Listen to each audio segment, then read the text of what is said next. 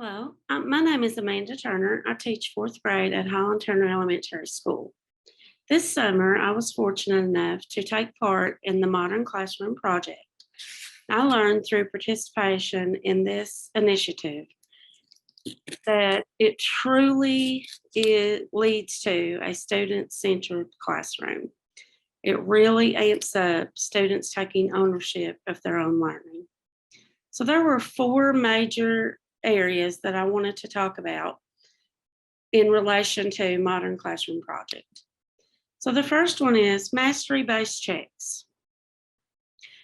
So some of the major points with mastery-based checks are that there should be an assessment. Learning tasks should directly assess whether kids are learning or not. Everything should be clearly aligned and focused on your learning targets.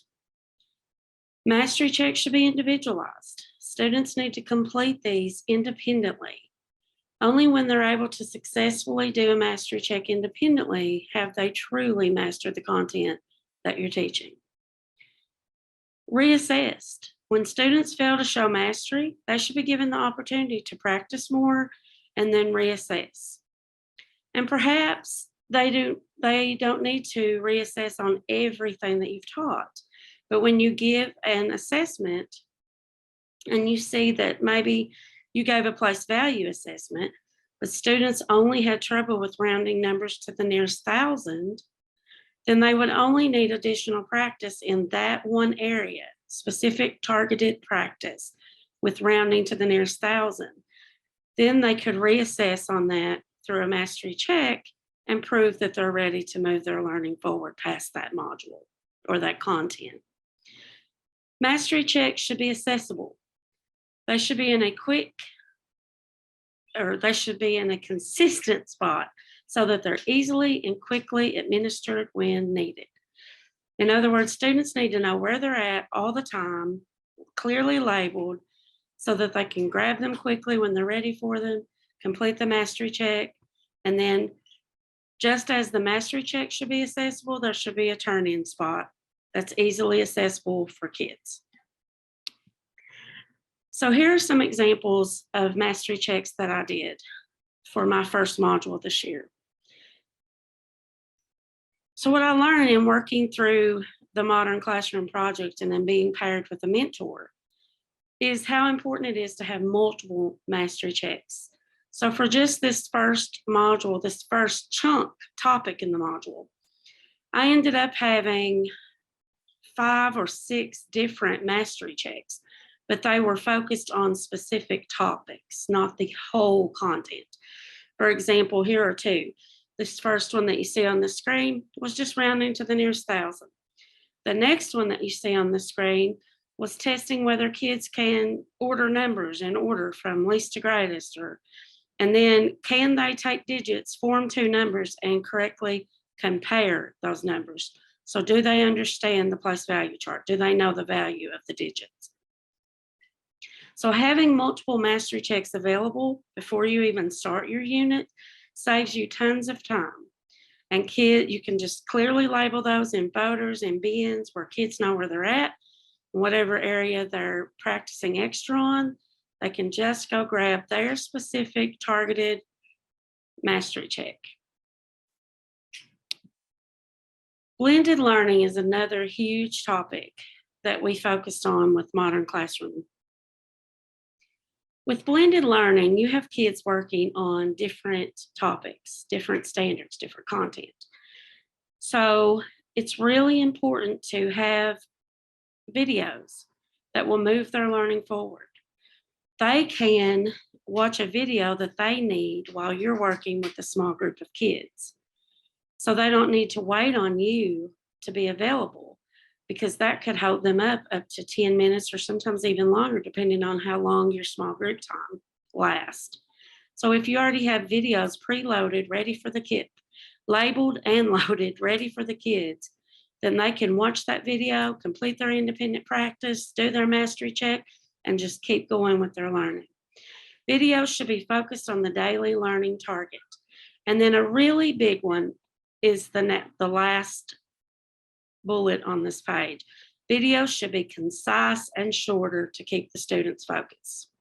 This was probably one of the best learning moments I had this summer participating in the Modern Classroom Project. My mentor, at first I sent her a video that had 3 or 4 different skills in it.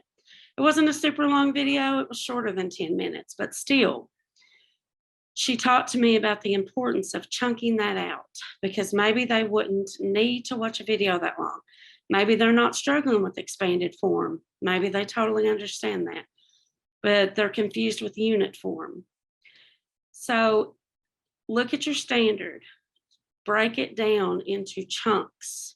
Make a video for each chunk because chances are your kids only need a small portion of that standard.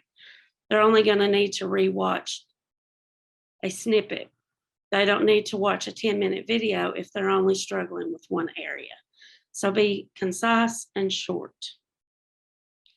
Plus, that keeps their focus because think of us even as adults. When things tend to go on and on, we lose focus. We're not as engaged.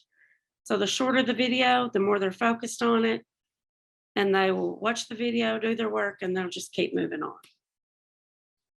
And when I included an example of just a small video that I made in working with Modern Classroom Project. Another huge part of the student-centered classroom is self-paced structures. Self-paced structures can be anything, such as checklists. It's just any organization tool that you can use to help build the student's self-regulation skills. In other words, if you know your module has, let's say, 30 lessons in it, then you've got all 30 lessons on there. And you can have each lesson chunked out into must do, should do, aspire to do lessons. This keeps the kids engaged. They love checking things off a checklist. You can have progress trackers that help not just you monitor where the students are, but it helps the student monitor where they're at. It helps them build that ownership and take responsibility for their own learning. So one example of a self-paced structure is this progress tracker that I did for my module 1. So I found this template online. It just looks like a game board. And I did the must-dos and some aspire to-dos on here. I like to use a choice board in my math class. And if kids do all of their must-dos and feel like they need a greater challenge, they can pull out that choice board and complete an activity. So what I would instruct the kids to do is if they did check off a choice board activity for the day, they would keep that in our choice board bin. So they would just turn that in for me to look at and provide them feedback. And they can just start their starting point, lesson 1, they just zoom through their progress tracker. And when they reach the end, they are ready for their summative assessment. But each lesson would come with a mastery check that is just focused on that daily learning target. So they wouldn't move on to lesson 2 until they've proven mastery with lesson 1. And the same for lesson 17. They don't move to lesson 17 unless they've mastered 1 through 16. Another huge part of this is your design and organization. So our school utilizes Google Classroom as a learning system for students. So kids can access their assignments on Google Classroom. Instructional videos will be uploaded to Google Classroom. And then there are spots in the classroom, bins, that are clearly labeled where kids can find their mastery checks, where they can turn them in, where they can find those choice boards that's on the progress tracker, where they can turn in any of the completed work that they do from their choice boards. Just a clear organization system that's clearly labeled, and kids have complete clarity with what they're supposed to do, where they access it, where they can turn it in, what to do next. This is really important because you as the teacher, me as a teacher, are constantly working with kids, constantly pulling small groups, whether it's 1, 2, 3, 4 kids up to a central work spot based on these assessments and mastery checks. What misconception do they have? So while you're working with one group, you have some kids at their seat that are on Google Classroom accessing those instructional videos. You may have 2 or 3 kids that have zoomed through it. They feel like they're ready for the mastery check. So instead of interrupting anyone, they can just go to that spot where those mastery checks are, grab it, go to their seat, complete it, turn it in. You take a quick look at it as soon as you can, and then you let them know that they're ready to keep going. But while they're waiting on you, they can always do some of those extra aspire to do activities or get on any of your online learning programs that your school utilizes.